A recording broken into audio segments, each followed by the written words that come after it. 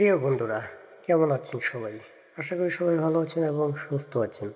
আজকে চলে আসছি একটি নতুন ভিডিও নিয়ে। আর আমি বর্তমান অবস্থান করছি কুমিল্লা শালবন বিহারে।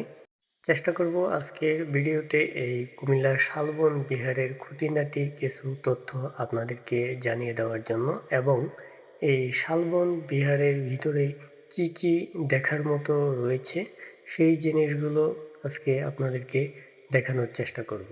শুরুতে বলে রাখি, এই শালবন বিহারে প্রবেশের যে টিকিট মূল্য, সেই টিকিট মূল্য হচ্ছে শুধুমাত্র 30 টাকা। 30 টাকার বিনিময়ে এত সুন্দর একটি দর্শনীয় স্থান অবশ্যই চমৎকারভাবে ঘুরে দেখতে পারবেন।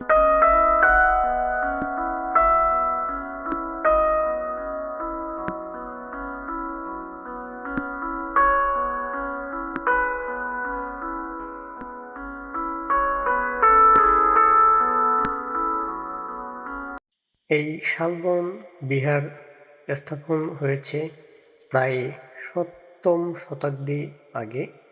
ধরতে গেলে 750 কিংবা 850 শতাব্দীতে এই শালবন বৌদ্ধবিহার স্থাপন হয়েছে।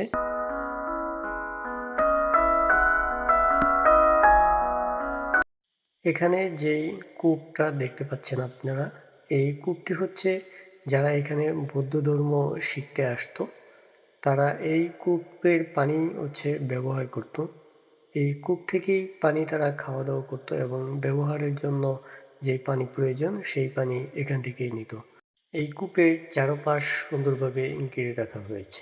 দেশের বিভিন্ন অঞ্চল থেকে যারা পর্যটক হিসেবে আসেন ঘোরার জন্য তাদের নিরাপত্তার ক্ষেত্রে এই ব্যবস্থাটি করে রাখা হয়েছে।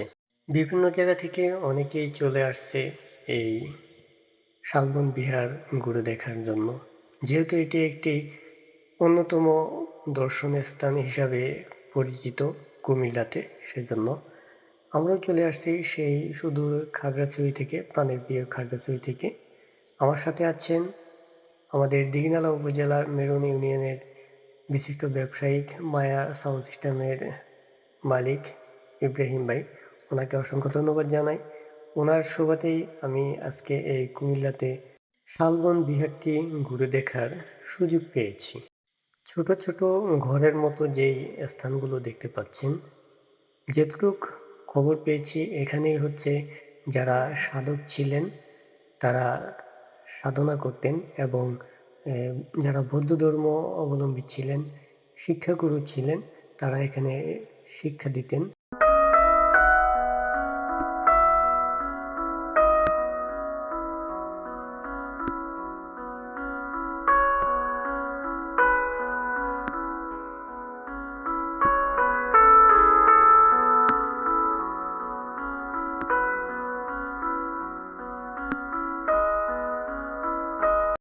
কয়েক যুগ আগের ইটগুলো এখনো যেন একেবারে ঝকঝক করছে এমন মনে হচ্ছে।